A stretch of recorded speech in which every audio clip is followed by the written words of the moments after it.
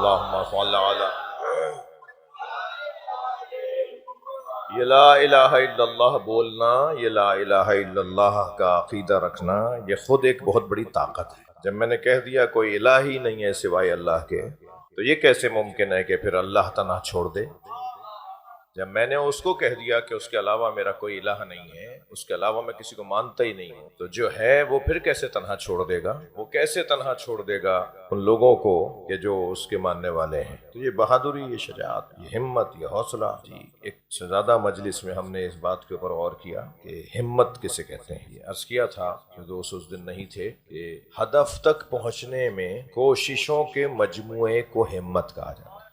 مقصد تک جب پہنچنا چاہیں گے، ہدف تک جب پہنچنا چاہتے ہیں، تو ہدف تک پہنچنے میں کوششیں ایک نہیں، دو نہیں، اس سے مسئلہ حل نہیں ہوا، دوسری کوشش، تیسری کوشش، مسلسل جد و جہد، اور اس کو ارادے کی پختگی بھی کہتے ہیں۔ مثلا آج میں اپنی گفتگو کو جوڑ رہا ہوں کل کی گفتگو سے کہ یہ جو قرآن مجید کے واقعات ہیں نا، خاص طور پہ بہادری کے واقعات، شجاعت کے واقعات، میدان میں اترنے والوں کا تذکرے، میدان میں جمنے والوں کی باتیں، البتہ یہ ذہن میں رہے کہ یہ بات ناکافی ہوگی کہ جمنے والوں کا تذکرہ تو ہو اور بھاگنے والوں سے عبرتیں نہ لی جائیں۔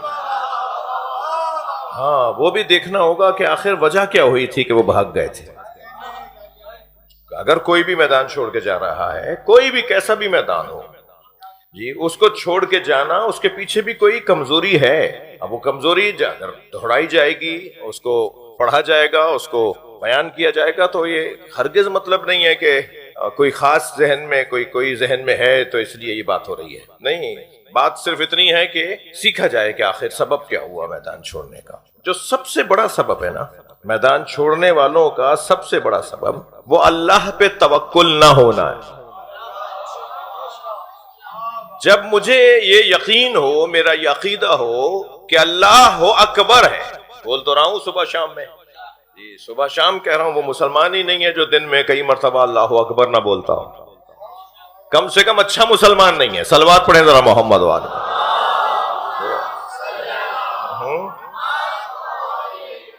جو دن میں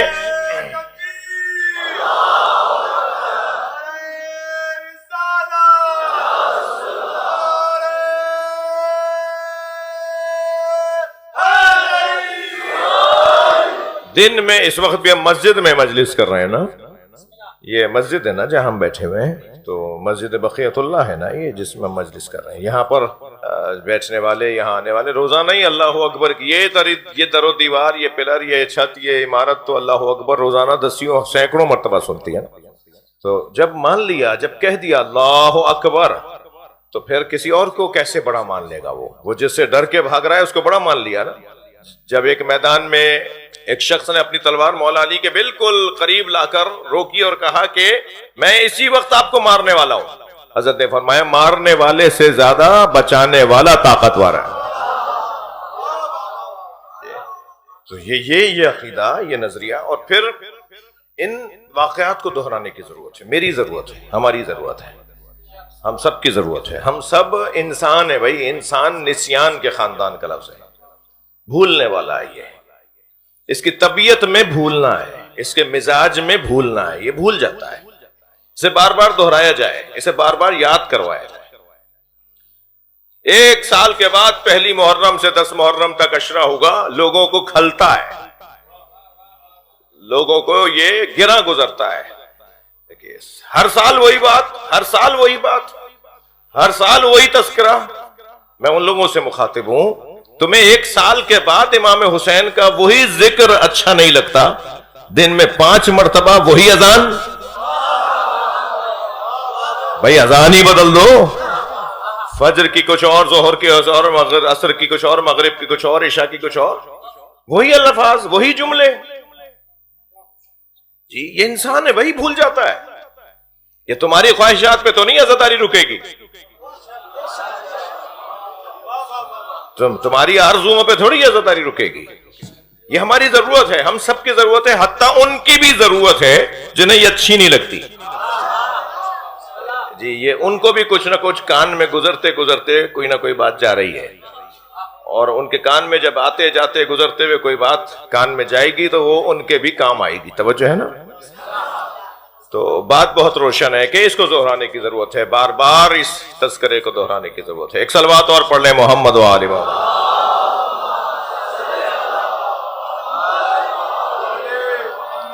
جی مسلسل بہت عرصے ابھی ہم بات کر رہے تھے عرفان مہدی صاحب، ہم لوگ کے میرے اپنے بچپن میں ہمارے بزرگ پڑھتے تھے جنگ احد، جنگ بدر، جنگ احد، جنگ خندق، جنگ خیبر۔ تو بیچ میں ایک میرے حلیے والوں نے اس کے خلاف اتنا بولنا شروع کیا کہ خیبر و خندق کب تک پڑھو گے؟ جب تک شجاعت کی ضرورت ہے پڑھی جائے گی، جب تک ہمت کی ضرورت ہے پڑھی جائے گی۔ مگر کیا کریں کہ ہمارے بعض لوگوں نے اتنا زیادہ اس موضوع کو وہ کہا کہ وہ خطبہ ذرا ڈر سے گئے، گھبرا سے گئے خطبہ و ذاکرین کہ بس ٹھیک ہے اب نہیں پڑھ رہے۔ تو شاید میرے بعض دوستوں کو تو شاید کوئی 30 سال کے بعد انہیں خیبر و خندق سننے کو مل رہی ہوگی، اور اس دفعہ کی تو کچھ تھوڑی سی ضرورت بھی تھی جی، اس وقت کی ضرورت بھی ہے۔ اور ضرورت یہ ہے کہ یہودی جو ہے نا وہ شیطنتوں سے باز نہیں آئے گا، یہ اس کے مزاج کا حصہ ہے۔ تو اب آپ ذرا اس بات میں آ جائیں کہ یہ طے ہے کہ جب اللہ نے عزت اپنے لیے رکھی ہے، العزت للہ ولرسولہ وللمؤمنین، یہ قرآن کی آیت ہے۔ اللہ قرآن میں کہہ رہا ہے عزت ہے ہی اللہ کے لیے، اللہ کے رسول کے لیے اور مومنین کے لیے۔ عزت کا تعلق اللہ رسول اور مومنین کے ساتھ ہے۔ تو عزت کیا ہارنے میں ہے؟ عزت تو ہمیشہ جیتنے میں ہے۔ تو ہر وہ چیز کے جو عزت کا عنوان بنے گی وہ بنام اللہ رسول اور مومنین ہے۔ ہر وہ چیز، علم اگر عزت ہے تو وہ اللہ رسول اور مومنین کے لیے ہے، علم عزت ہے، غیرت عزت ہے جی، سخاوت عزت کی بات ہے، ایسے ہی شجاعت، علم شجاعت عزت کی بات ہے، بہادری عزت ہے، میدان سے بھاگنے والے کی کوئی عزت نہیں ہے۔ اچھا، مفہوم عزت کو بھی اس گھرانے نے روشن کیا ہے۔ بعض لوگ ذمہ داری سے فرار کو عزت سمجھتے ہیں، بھائی بڑے محنت سے عزت بنائی ہے، وہاں جا کے کھڑے ہو گئے تو عزت چلی جائے گی جی۔ مفہوم عزت کو بھی اگر کسی نے روشن کیا ہے نا تو انہوں نے ہی کیا ہے جو ایمان کے مکمل درجوں پر نہیں، کل ایمان ہے۔ مفہوم عزت کو بھی انہوں نے روشن کیا ہے، ذمہ داریوں سے فرار کر کے ظاہری طور پر اپنا احترام محفوظ رکھ لینا، ظاہری احترام جی۔ لوگ سمجھتے ہیں کہ یہ عزت ہے، بعض اوقات یہ عزت نہیں ہے، یہ ضمیر فروشی ہے، یہ اپنے ضمیر کا سودا ہے۔ نہیں، مفہوم عزت اور ذلت کو کربلا والوں نے روشن کیا ہے۔ آپ بتائیے، کچھ دیر کے لیے سوچئے، اگر آپ کو ابھی کوئی ایسا کوئی جملہ کہتے جو شایع نشان نہ ہو آپ کے، تو آپ سمجھیں گے نا میری بے عزتی ہو گئی ہے نا؟ معاشرہ یہی بھائی، انہوں نے میری بے عزتی کر دی، سب کے سامنے مجھے ڈانٹ دیا، سب کے سامنے مجھے ٹوک دیا، سب کے سامنے انہوں نے ایسے کہہ کے مجھ سے بات کی، انہوں نے کہا جی کھڑے ہو جائیے، ادھر نہیں بیٹھی ہے ادھر بیٹھی ہے، مجھے ذلیل کر دیا مثلا۔ کتنی چھوٹی چھوٹی باتوں کو ہم نے عزت کا عنوان اور کسوٹی بنا لیا۔ کچھ دیر کے لیے سوچئے، امام حسین پانی مانگ رہے ہیں، نہیں دے رہے، پھر حضرت فرما رہے ہیں کہ تم سمجھ رہے ہو کہ میں اس بچے کی وجہ سے خود پینا چاہتا ہوں؟ کتنی بڑی بات ہے یہ، امام کو یہ کہنا پڑا۔ پھر فرما رہے ہیں میں اسے زمین پہ لٹا دیتا ہوں اور پیچھے کھڑا ہو جاتا ہوں دور ہٹ کے، تم میں سے کوئی آ کے اسے پلا دے پانی۔ یہ کتنی بڑی بات ہے جی۔ جو حسینیت کی روح سے آشنا لوگ نہیں ہے نا، وہ اسے تو کہیں گے کہ یہ تو عزت نہیں ہو رہی تھی، احترام نہیں ہو رہا تھا جی۔ پھر آگے جائیے، سب مل کر حضرت کو گرانا چاہ رہے ہیں گھوڑے سے، حضرت کو آخر سینے پہ تیر مار کے گرا دیا، پھر سینے پہ چڑھ کے بیٹھ گیا۔ آپ کا پین تو آپ کے ہاتھ سے کوئی زبردستی لے کے دکھائے، آپ کہیں گے میری بے عزتی ہو گئی ہے، میرا کاغذ میرے ہاتھ سے چھین لیا جی۔ امام کا گلا کاٹ رہا ہے جی، امام اسے اس وقت میں بات کر رہے ہیں، پھر گھوڑے دوڑا دیے، بدن کو مامال کر دیا۔ کچھ دیر کے سوچئے، مفہوم بدل رہا ہے نہیں بدل رہا عزت کا، کہ عزت کسے کہتے ہیں اور ذلت کسے کہتے ہیں۔ ادھر پھر ایسی ایسی بیویوں کے ساتھ ان کے خیموں میں گھسائے، ان کی چیزیں اٹھا رہے ہیں جی، ان کے سر سے چادر اتار رہے ہیں جی، خیموں کو جلا دیا، ہاتھ اٹھا رہے ہیں. ہم یہ والے جملے مصائب میں سنتے ہیں نا، تو اس لیے روتے ہوئے سنتے ہیں، تو اس کا اب جو اثر اس وقت ہو رہا ہوگا نا آپ کے میرے سننے والوں پر، وہ اس وقت نہیں ہوگا. کچھ دیر کے لیے سوچا کہ جناب سکینہ سے گوشوارے مانگے نہیں کہ دے دو، وہ اتار کے دے دیتی ہیں.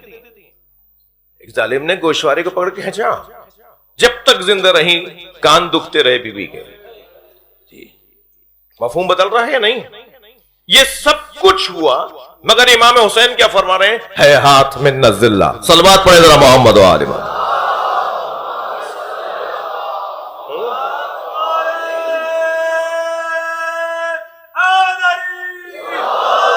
حضرت فرما رہے ہیں کہ ذلت ہم سے دور ہے. اس کا مطلب یہ کہ یہ ذلت نہیں ہے، خدا معاذ اللہ.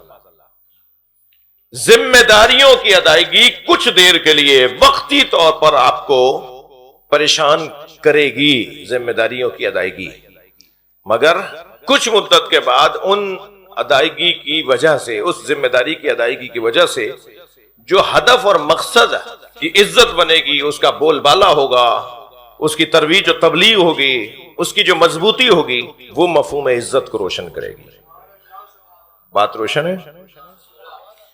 مسلمانوں نے جنگیں بہت سخت لڑیں، مگر ایک ایسی جنگ تھی جو سن 7 ہجری میں لڑی گئی، جو مشکل ترین جنگ تھی مسلمانوں کے لیے.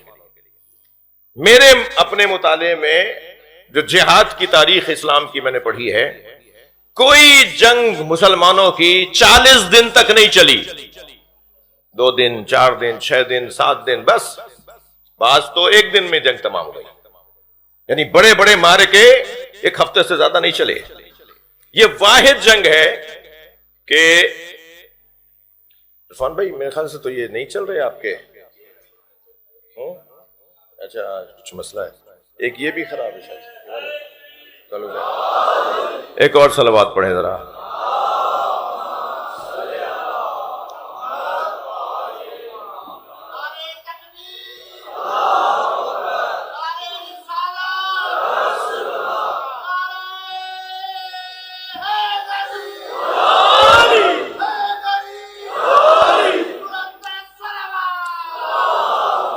اللہم صلی علی محمد و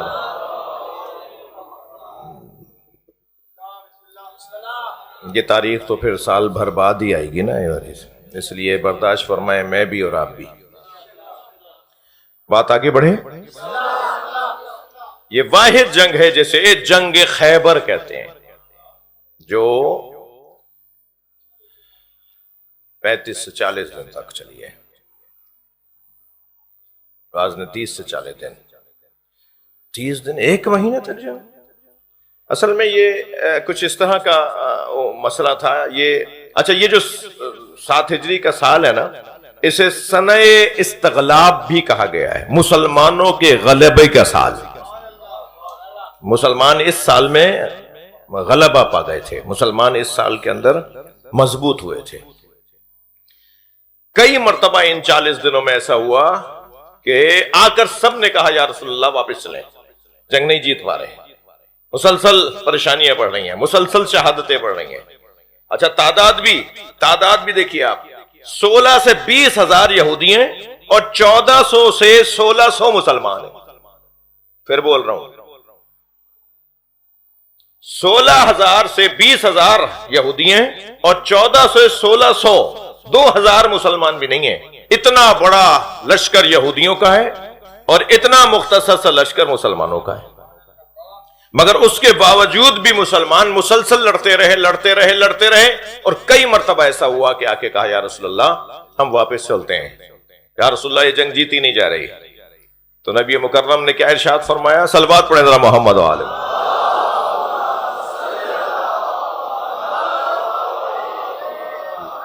لقد وعد اللہ الخیبر، اللہ نے مجھ سے خیبر کا وعدہ کیا ہے. اللہ نے کہہ دیا ہے خیبر تمہیں ملنا ہے، مگر ہمت تو کرو اور ذرا رکو. یہاں تک کہ کیفیت یہ ہوئی کہ مسلمان مسلسل قربانیاں دے رہے ہیں، اور پھر ایک ایسا وقت آ گیا کہ حتی نامور لوگ، اب ہمارے ہاں تنگ نظری ہے ورنہ میں نام بتا دیتا، حتی نامور لوگ اس جنگ کے اندر اپنے سارے اوزار، اپنے ساری صلاحیتیں، اپنی ساری توانائیوں کو خرچ کر چکے تھے اور مسلمان جنگ جیت نہیں پا رہے تھے، یہاں تک کہ نبی مکرم نے ارشاد فرمایا کہ بس آخری حملہ اب ہونا ہے اور اب اس کے بعد مسلمان جنگ جیتے گا، اس لیے کہ پروردگار عالم نے مجھ سے قد وعدنی خیبر کا مجھ سے وعدہ کیا ہوا ہے۔ ساری شخصیات زور آزمائی کر چکی کہ اچانک سرکار دو جہاں خیمے سے باہر آئے، ایک بلندی پہ کھڑے ہوئے اور آپ نے آ کر اعلان فرمایا لَأُوتِيَنَّ رَایَةً غَدًا رَجُلًا كَرَّارًا غَيْرَ فَرَّارٍ۔ صلوات پڑھیں ذرا محمد۔ کل میں علم اسے دوں گا جو کرار ہوگا، غیر فرار ہوگا۔ یہاں تک بات امام حنبل نے تو اس واقعے کو اور بڑے حسین انداز سے لکھا ہے۔ امام حنبل مسند حنبل کے اندر فرماتے ہیں، انہوں نے کچھ تعبیر کچھ مختلف لکھی ہے، وہ فرماتے ہیں کہ ان رسول اللہ اخذ رایۃ، سرکار دو جہاں علم باہر لے کر آئے، ثم قال من یاخذ بحقها، کون ہے جو اس علم کو اب لے کر جائے گا اپنا حق حاصل کرنے کے لیے؟ تو فرماتے ہیں فجاء فلان و فلان، آئے فلاں شخصیت، آئی فلاں شخصیت، امتح، نبی مکرم نے فرمایا نہیں نہیں نہیں۔ اس کے بعد ثم قال والذی کرم وجہ محمد، قسم ہے اس کی کہ جس نے محمد کے چہرے کو ہمیشہ سرخرو کیا ہے۔ امام حنبل کے یہ الفاظ ہیں، قسم ہے اس اللہ کی جس نے محمد کے چہرے کو ہمیشہ سرخرو کیا ہے، لَأُوتِيَنَّ رَجُلًا لَا يَفِرُّ، علم اب اسے دوں گا جو بھاگے گا نہیں، اب علم اسے ملے گا۔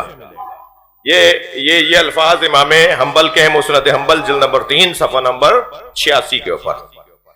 لیکن جو امام حنبل کے علاوہ تعبیرات آئی ہیں وہ میں آپ کے سامنے رکھ رہا ہوں کہ سرکار نے کیا فرمایا؟ سرکار نے فرمایا لَأُوتِيَنَّ رَایَةً، اب یہ علم میں اسے دوں گا۔ کب؟ یہ اب علم کس کو ملے گا؟ غدن، کل کے دن، رجلن، ایک ایسے ہمت والے کو، رجلن جو کرارن، جو پلٹ پلٹ کر حملہ کرے گا، یعنی میدان چھوڑ کر نہیں آئے گا۔ کرار تکرار کے خاندان کا لفظ ہے۔ میں کوئی بات اچھی پڑھوں، کوئی شاعر کوئی اچھا شعر پڑھے تو کہا جاتا نا مکرر، دوبارہ، بارے دیگر کو تکرار، کرر، عربی میں کہیں گے کرر، دوبارہ بولیے، مکرر، دوبارہ کہیے، اس خاندان کا لفظ ہے کرارن، جی، جو پلٹ پلٹ کر حملہ کرے۔ ایک مرتبہ کرار کا مطلب یہ ہے کہ جو حملہ کر کے چلا جائے پھر آ جائے، مجھے یہ مطلب سمجھ میں نہیں آتا، بلکہ کرار کا مطلب یہ ہے جو ہر دور میں آیا ہو، جو ہر دور میں مدد کرنے کے لیے آیا ہو۔ بھئی توجہ چاہوں گا، یہاں میں کچھ دیر آپ کے ساتھ رہنا چاہتا ہوں۔ واحد ذات ہے، اللہ نے ایک ایسی ذات کو خلق کیا ہے جسے ہر نبی کے لیے مددگار بنایا، وہ جو ہر نبی کے لیے مددگار بن کر آیا ہے اسے کرار کہا جاتا ہے۔ اب وہ کرار، اب لہذا سرکار دو جہاں یہ اعلان کرنے کے بعد کیا فرمائیں گے؟ میرے مولا فرمائیں گے ناد علی، اب دیکھیں ناد علی کا ایک حصہ اللہ کا کلام ہے، ایک حصہ نبی کا کلام۔ آواز آئے گی ناد علی مظہر العجائب، پکارو علی کو، مظہر العجائب، جس پر عجائب ظاہر ہوں گے۔ مظہر یہ اسم مکان ہے، یہ اسم زمان ہے، یہ محل اور جگہ کو کہا جاتا ہے مظہر، اور مظہر اسم فاعل ہے، لہذا نعت علی کی دو اعراب ہیں، نعت علی مظہر العجائب یا نعت علی مظہر العجائب، پکارو اس علی کو جو عجائب کو ظاہر کرنا والا ہے۔ یہ اگر ترجمہ کریں گے تو کہیں گے مظہر، مگر ہم لوگ کیا پڑھتے ہیں زیادہ؟ مظہر۔ مظہر، نعت علی مظہر العجائب، پکارو اس علی کو جس کے ذریعے سے عجائب ظاہر ہوں گے۔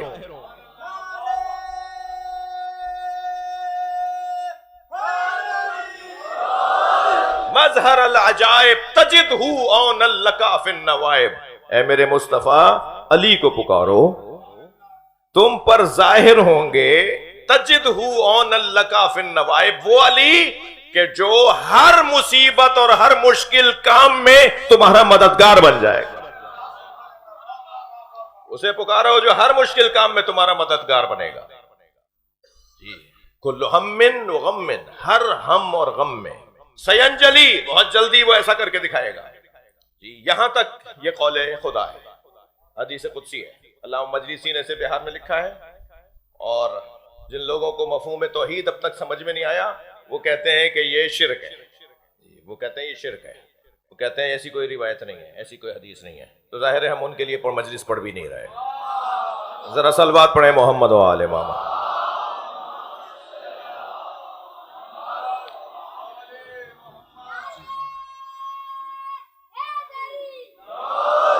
جی، مجھے اجازت دیجئے، میری کیفیت نہیں ہو رہی کہ زیادہ پڑھ سکوں گا مجلس نا،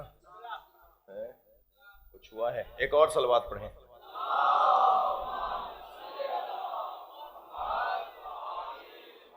ایک اور بلند صلوات پڑھیں۔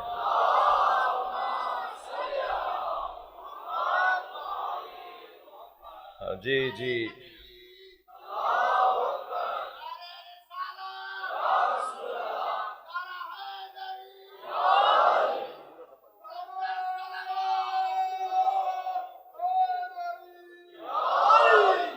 ایک اور بلند صلوات، پورا دے دو نا،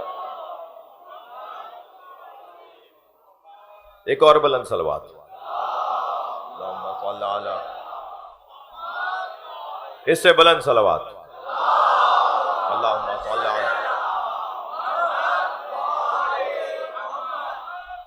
تھوڑا سا پڑھوں؟ جی جی، سرکار فرما رہے لَأُوتِيَنَّ رَایَةً غَدًا کرارن، کرار اسے کہتے ہیں جو ہر زمانے میں مدد کرنے پلٹا ہو۔ حضرت آدم کی مدد کرنے آیا ہو، حضرت نوح کی مدد کرنے آیا ہو۔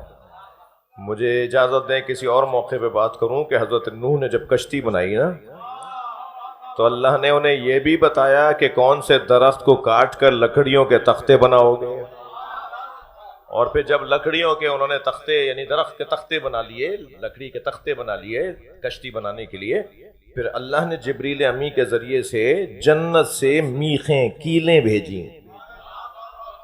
ہاں، کسی اور موقع پہ بات ہوگی، مگر ابھی آپ صرف اشارتاً لے لیے۔ وہ جو کیلیں بھیجی نا، ان میں جو ایک جیسی کیلیں تھیں وہ تو ہزاروں کی تعداد میں تھیں، ان کی تعداد بھی لکھی ہے، معصومین نے بتائی ہے۔ ہاں، یہ بات اہل بیت ہی بتا سکتے ہیں۔ جی، ان کی تعداد بھی بتائی ہے کہ وہ ہزاروں کی تعداد میں کیلیں تھیں، مگر 5 کیلیں ایسی تھیں جن کے لگنے کے بعد کشتی مکمل ہوئی۔ اور حضرت نوح فرماتے ہیں کہ جب جبریل امی نے مجھے وہ 5 کیلیں لا کے دیں اور میں نے وہ رومال کھولا جس کے اندر وہ کیلیں تھیں، تو ان 5 میں سے ایک نور نکل رہا تھا، اور ان کا ایک روپ تھا جو میرے اوپر تھا۔ تو مجھے کہا جبریل امی نے کہ ایک کو آپ یمین کی طرف لگائیں، ایک کو یسار لگائیں، اور پھر دوسرے کو یمین لگائیں، پھر یسار لگائیں، اور ایک کو بالکل سامنے والے حصے میں لگائیں۔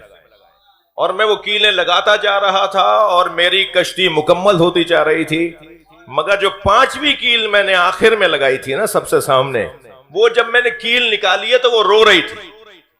تو میں نے جبریل سے پوچھا کہ یہ کیا ماجرا ہے، یہ تو کیل رو رہی ہے؟ کہا یہ حسین ہے، یعنی یہ نور حسین ہے جس کی وجہ سے تمہاری کشتی مکمل ہوگی، یہ بنا میں حسین ہے یہ کی جو آپ۔ تو یہ ہر نبی کے ساتھ مدد کے لیے اس گھرانے کو بھیجا گیا ہے۔ اچھا، ممکن ہے کوئی کہے صاحب یہ پتہ نہیں شیعہ حضرات کیسی باتیں کرتے ہیں، تو ان کی تسلی کے لیے قرآن کی آیت پڑھ دیتا ہوں۔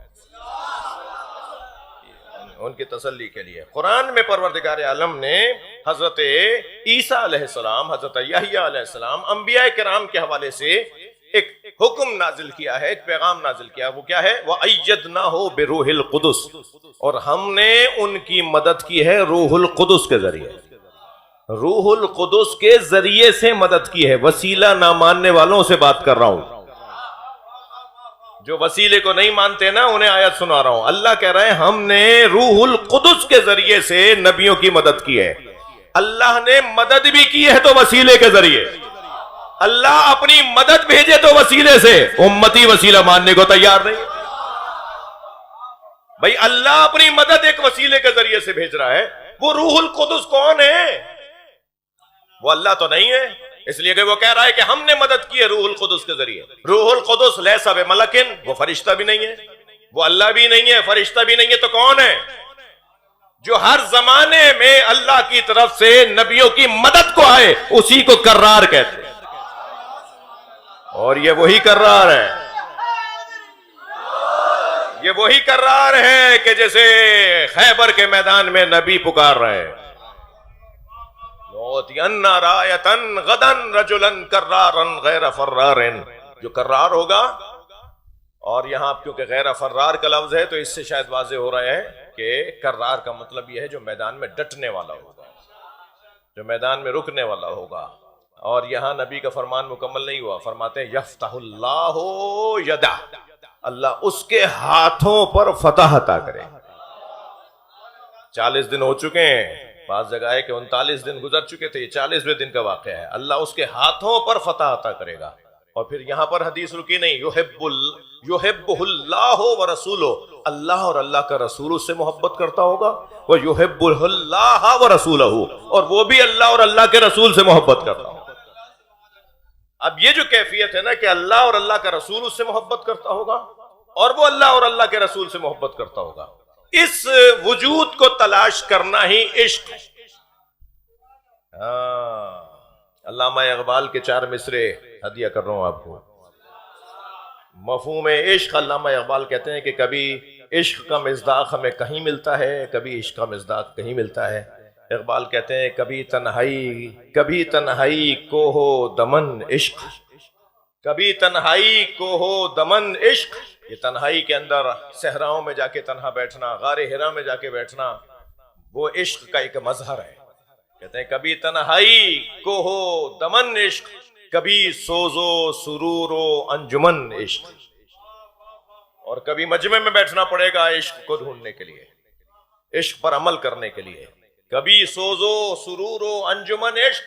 کہتے ہیں کہ کبھی سرمایہ محراب و منبر، کبھی محراب و منبر کا سرمایہ عشق، کبھی مولا علی خیبر شکن عشق. صلوات پڑھے محمد و آل محمد.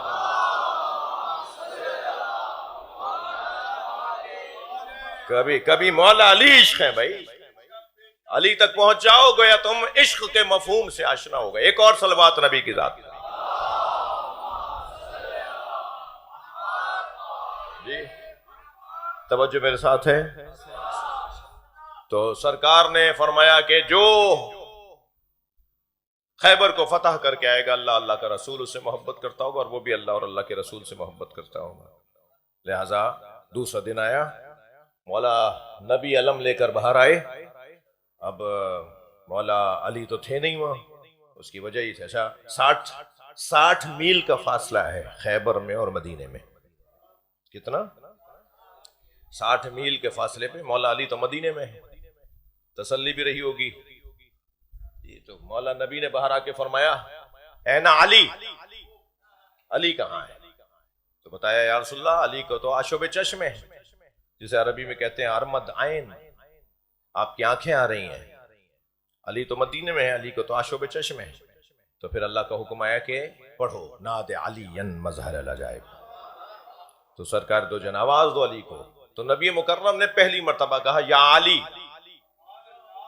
تو مجھے لگتا ہے کہ یا علی کہنے پر علی اپنے گھر سے نکلے.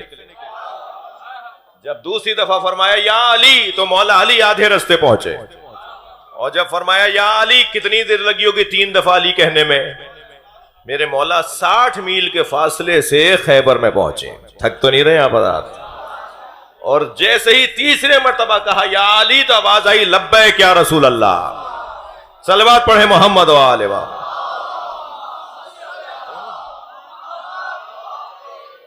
جی۔ جو ایک مرتبہ مولا نبی نے مولا علی کی طرف دیکھا اور مسکرائے، اور مسکرا کے فرمایا علی اپنا ہاتھ آگے کرو، اور مولا علی کے ہے حوالے پرچم کیا۔ مولا اپنے ساتھ 5 لوگوں کو، یعنی مولا سمیت 5 لوگ میدان میں گئے، 2 دائیں چل رہے تھے، 2 بائیں چل رہے تھے، وسط میں مولا علی چل رہے تھے۔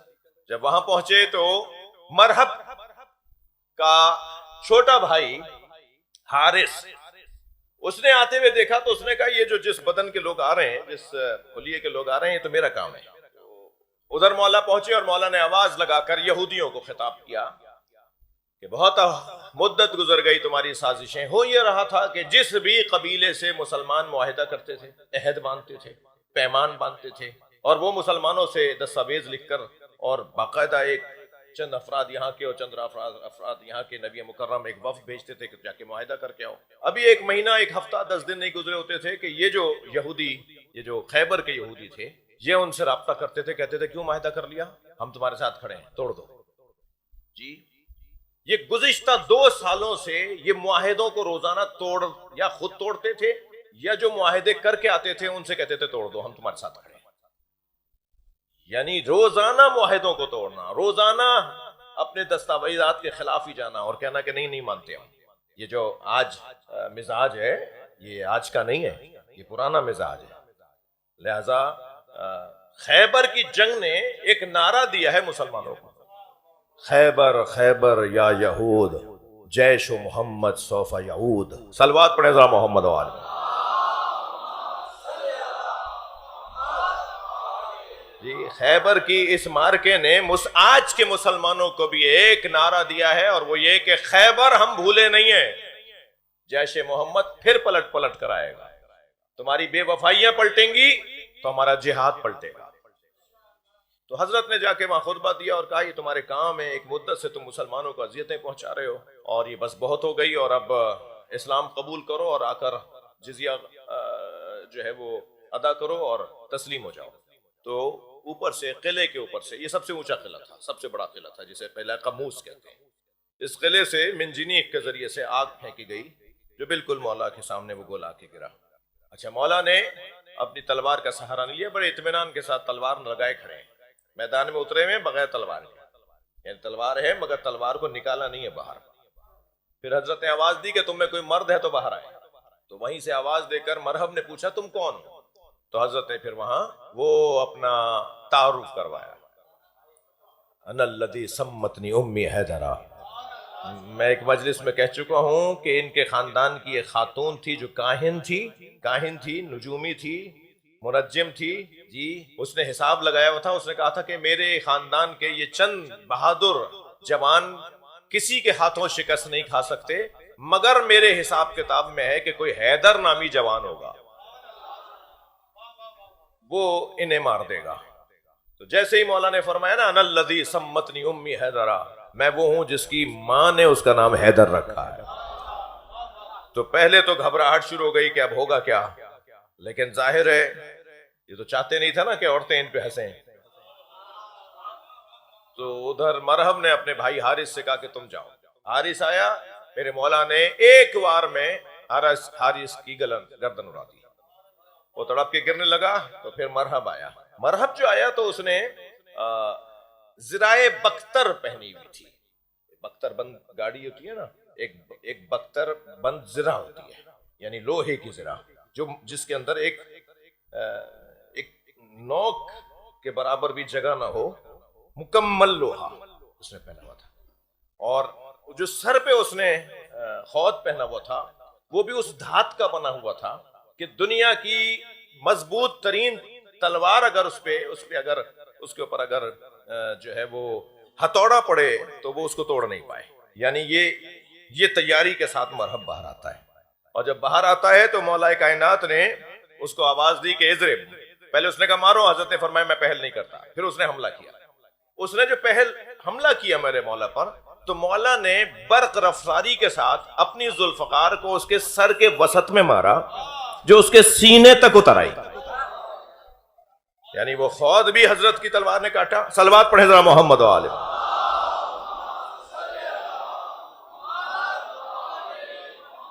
اور وہ اس کیفیت میں زمین پر گرا. اور پھر یہاں میرے مولا نے آواز دی کہ مسلمان لشکر اب آ جائے, میں نے ان کے سردار مار دیے. اب لشکر وہاں چلا ہے, سامنے قلعہ ہے, قلعے کے اوپر دروازہ بند ہے, قلعہ بند ہے, ادھر وہ اندر موجود ہیں. ادھر اندر سے انہوں نے ایک دوسرے کو آوازیں لگانا شروع کی کہ اب ہماری جان بچنے والی نہیں ہے. مولا آگے بڑھے. عجیب انداز ہے مولا علی کا. جی میرے مولا نے آگے بڑھ کر اس دروازے کو جسے بہت سے لوگ مل کے کھولتے بند کرتے تھے, میرے مولا نے اپنی 2 انگلیوں سے اس دروازے کو اکھاڑا ہے.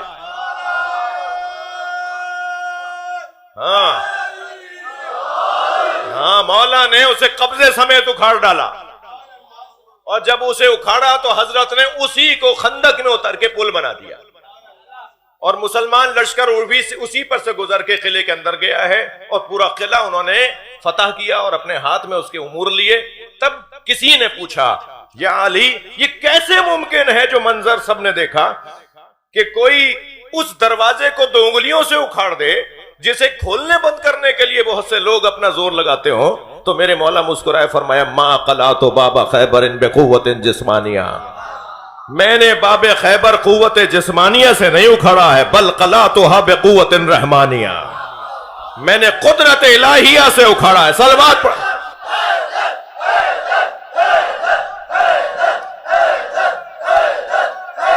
بلند تر صلوات پڑھیں گے محمد و آل محمد.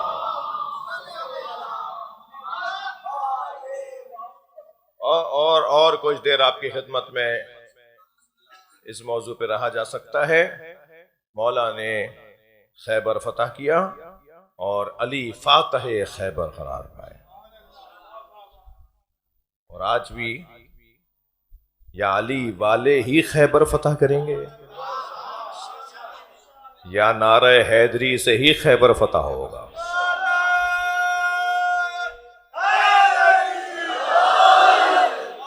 آج 7 محرم کو حضرت قاسم کو وسیلہ بناتے ہوئے اللہ سے دعا ہے کہ یا اللہ ہم سب کو جیسے ہم کربلا اور کاظمین اور مشہد جاتے ہیں ایسے ہمیں بیت المقدس میں نماز پڑھنے کا موقع عطا فرما. سارا عالم اسلام انشاءاللہ فلسطین کی سرزمین پہ جائے گا اور ہم وہاں بیت المقدس میں نماز پڑھیں گے. اور اب یہودی جیسے ہمیشہ سے مسلمانوں کے خلاف سازشیں کرتے رہے, اب ایسے ان کی سازشیں کامیاب ہونے والی نہیں ہیں. میرا تو دل کہتا ہے, میرے اندر کی آواز ہے, انشاءاللہ بہت جلد یہ ملک تو ختم ہونے والا ہے, اور جو اس کے پیچھے بھی بڑا شیطان کھڑا ہے اس کی بھی یہ جو 52-54 کتنی ریاستیں, 51, یہ جو 50-51 ریاستیں ہیں یہ سب چھوٹی چھوٹی ریاستوں میں بدل جائیں گی. یہ ٹوٹ جائے گا سب. یہ ریاستیں متحدہ امریکہ نہیں رہے گا. بولیے انشاءاللہ, یہ انشاءاللہ متحدہ امریکہ نہیں رہے گا. یہ سب ٹکڑوں میں تبدیل ہو جائے گا اور چھوٹی چھوٹی ریاستیں ہوں گی, خود مختار ہوں گی اور سبق سیکھیں گی پاگل حکمرانوں سے. یہ جو پاگل آیا ہوا ہے نا آج کل, ظالم کے پیچھے کھڑا ہونے والا اور روزانہ رنگ بدلنے والا اور روزانہ ٹائیاں بدل کے, ہولیے بدل کے, جی اپنے بیانات بدل کے. اور مجھے تو سمجھ میں نہیں آ رہا کہ میں غیر ذمہ دار خطیب نہیں ہوں بھائی, جذباتی بات کرنا مجھے آتی نہیں ہے, جذباتی میں ہوتا بھی نہیں ہوں. مجھے تو سمجھ میں نہیں آتا کہ یہ جو دنیا میں پڑھا لکھا ملک شمار ہوتا ہے امریکہ, اس کے پڑھے لکھے لوگوں کو کیا ہو گیا ہے, کیسے لوگوں کا انتخاب کرتے ہیں, کیسے لوگوں کو منتخب کرتے ہیں جو تمہیں ذلیل کروا رہا ہے, جو تمہیں خوار کروا رہا ہے. اور اب آپ دیکھیے کہ وہاں مسلسل احتجاج کی کیفیت ہے, مسلسل ان کے جو اپوزیشن کی جماعتیں ہیں ان کی طرف سے احتجاج ہیں, ناراضگیاں ہیں. تو یہ مجھے تو خوشبو آ رہی ہے امام کے ظہور کی۔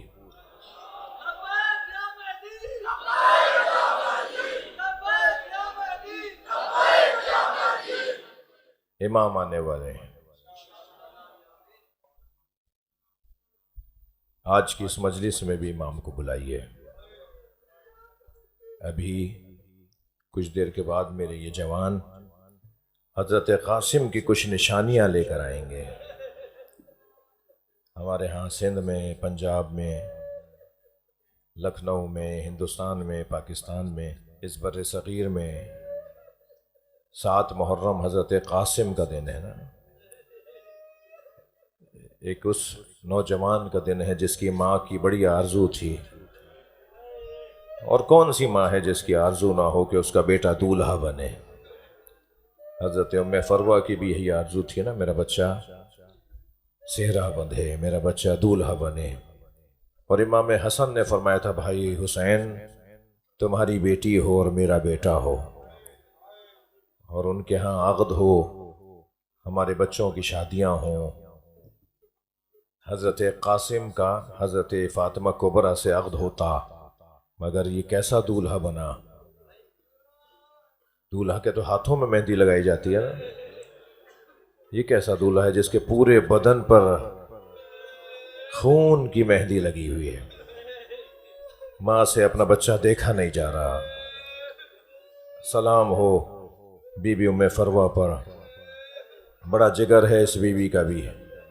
شب عاشور حضرت قاسم کو لیے بیٹھی تھیں اور کہہ رہی تھی قاسم کل اپنے چچا پہ اپنی جان قربان کرنی ہے، اور دیکھو اگر قربانی میں کوئی کوتاہی یا کمزوری رہ گئی تو شاید لوگ کہیں کہ غیر خاندان کی ماں تھی، یہ خون کا اثر تھا، یہ دودھ کی تاثیر تھی، یہ تربیت کا اثر تھا۔ اے میرے لال کہیں کمزوری نہ رہ جائے، اپنے چچا پہ اپنی جان قربان کر دینا، اجرکم اللہ۔ امام حسین کی آنکھوں میں آنسو آ گئے۔ فرمایا بھابھی آپ کے اس بچے کی قربانی تو سب سے علیحدہ ہوگی، جیسا قاسم قربان ہوگا ایسا تو کربلا میں کوئی قربان نہیں ہوگا۔ اجرکم اللہ، اجرکم اللہ۔ شب عاشور جب اصحاب سے بات کر رہے تھے نا امام حسین، تو جب اصحاب سے گفتگو مکمل ہوئی تو کیا دیکھا کونے میں حضرت قاسم کھڑے ہیں۔ تو امام نے فرمایا قاسم تم بھی یہیں ہو؟ کہا چچا جان آپ تمام اصحاب کو بتا رہے تھے کہ کون کیسے شہید ہوگا، چچا جان کیا میرا نام بھی شہیدوں میں ہے؟ اجرکم اللہ، اجرکم اللہ، اللہ آپ کو کسی غم میں نہ رلائے۔ امام حسین نے فرمایا قاسم تم تو بہت بڑے ہو، تمہارا بھائی علی اصغر بھی شہید ہو جائے گا۔ تو ایک مرتبہ انگڑائی لی اور فرمایا حل یسلون الی الخیام، چچا جان کیا یہ خیموں میں گھسائیں گے؟ میرا بھائی تو خیمے میں ہے نا، جھولے میں ہے، کیسے علی اصغر کو ماریں گے؟ میرا بھائی تو جھولے میں ہے۔ تو امام نے فرمایا میں علی اصغر کو اپنی گود میں لے جاؤں گا، علی اصغر کو یہ لوگ مار دیں گے۔ جب دوسرا دن یعنی عاشور کا دن آیا اور ہر شہید امام حسین سے اجازت لے لے کر مجاہد جاتا رہا اور شہید ہوتا رہا، تو بار بار آ کر حضرت قاسم کھڑے ہو جاتے تھے، چچا مجھے اجازت ہے، چچا اب میں چلا جاؤں، اور امام یہ کہہ کے لوٹا دیتے تھے تم میرے بھائی کی نشانی ہو، تم بیوہ ماں کا سہارا ہو، اور حضرت قاسم لوٹ جاتے تھے۔ اچانک جناب ام فروہ کو یاد آیا کہ جب امام حسن کی شہادت ہو رہی تھی نا، اس وقت امام حسن نے ایک تحریر لکھ کر دی تھی جناب ام فروہ کو، اپنی زوجہ کو، اور فرمایا تھا جب کوئی مشکل گھڑی آئے تو اس تحریر کو کھول کے پڑھ لینا، تمہاری مشکل آسان ہو جائے گی۔ امام حسین نے کبھی اپنی بھاوج کو اور اپنے بھتیجے کو احساس ہی نہیں ہونے دیا کسی مشکل کا۔ کوئی ایسی گھڑی نہیں آئی کہ جو امام حسین نے اس کو مسئلے کو حل نہ کیا ہو۔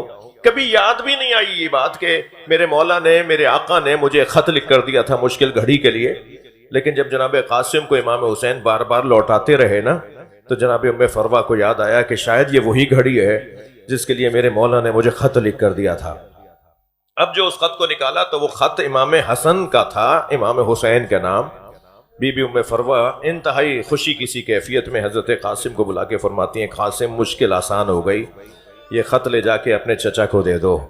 امام حسین نے بھائی کا خط دیکھا، آنکھوں سے لگایا، بوسہ دیا، اسے کھولا تو اس میں لکھا ہوا تھا بھائی حسین میں کربلا میں نہیں رہوں گا، میری جانب سے میرے قاسم کو قبول کر لینا۔ امام حسین نے اپنے بچے کو گلے لگایا، بھتیجے کو گلے لگایا، اتنا روئے امام حسین۔ مقتل کا یہ مستند جملہ ہے کہ اتنا روئے امام حسین حضرت قاسم کو لپٹا کر کہ امام حسین اور جناب قاسم رو رو کر بے ہوش ہو گئے۔ اور جب رو رو کر بے ہوش ہو گئے تو میں اب رونے والوں سے پوچھوں کہ جب کوئی بے ہوش ہو جاتا ہے تو اسے ہوش میں لانے کا انتظام کیا ہوتا ہے؟